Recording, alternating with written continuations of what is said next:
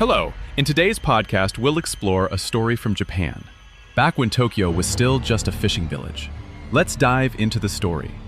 The protagonist of this tale is a Gashadokuro, a giant skeleton created from the bones of those who died from hunger or were left unburied. We had mentioned the Gashadokuro in a video titled 4 Terrifying Creatures from Asia. I'll leave the link for those watching on YouTube. For those listening on Spotify or Apple Podcasts, that video exists only on YouTube. Check it out if you have time. It includes a summary about the Gashadokuro and 3 other Asian monsters. Now, let's continue with the story.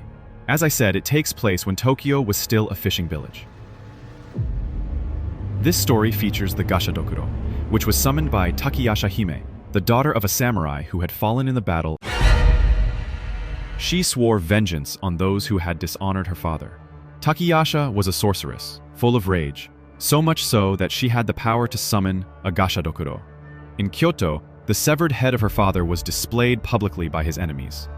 Her father was from the region then known as Shibasaki, which, as I said, is present-day Tokyo. So, in Kyoto, her father's head was on public display. He had fallen in battle, left unburied and without honor.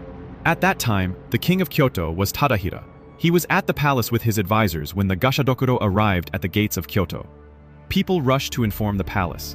As you can imagine, everyone was terrified at the sight of a massive skeleton with glowing eyes. Honestly, even without the glowing eyes, seeing a giant skeleton walking through the city would be terrifying enough. But the glowing eyes added an extra level of fear. They informed Tadahira that the Gashadokuro had arrived. He summoned his best soldiers. His finest was Seimei, who would take the lead and wait for the Gashadokuro. Seimei carried a sacred staff adorned with charms and inscriptions. When the Gashadokuro approached, he would raise the staff and recite ancient prayers in an attempt to calm the spirit. The Gashadokuro paused. Its eyes locked onto Seimei, and everyone thought the spell had worked.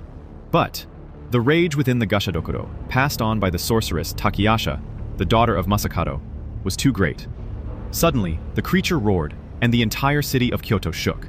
Seimei turned to Tadahira and said they needed to find another way to calm the spirit. Tadahira understood. He ordered that the head of Masakado be returned to Shibasaki, the fishing village we mentioned earlier, now known as Tokyo. A messenger was dispatched. It wasn't easy to reach the head of Masakado, as chaos had broken out in Kyoto. People were panicking. After all, they had just seen a giant skeleton walking through their city. But the messenger succeeded. He retrieved Masakado's skull and returned it to Shibasaki. There, they performed a ceremony to honor Masakado. Takiyasha, watching from a distance, felt relieved. The Gashadokuro calmed down. The glow in its eyes began to fade.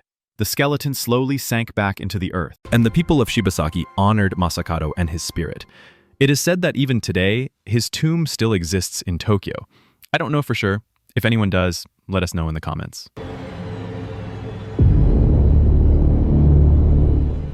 That was the story. I'll try to make more podcasts with short tales from various mythologies around the world. Until then, take care. Goodbye.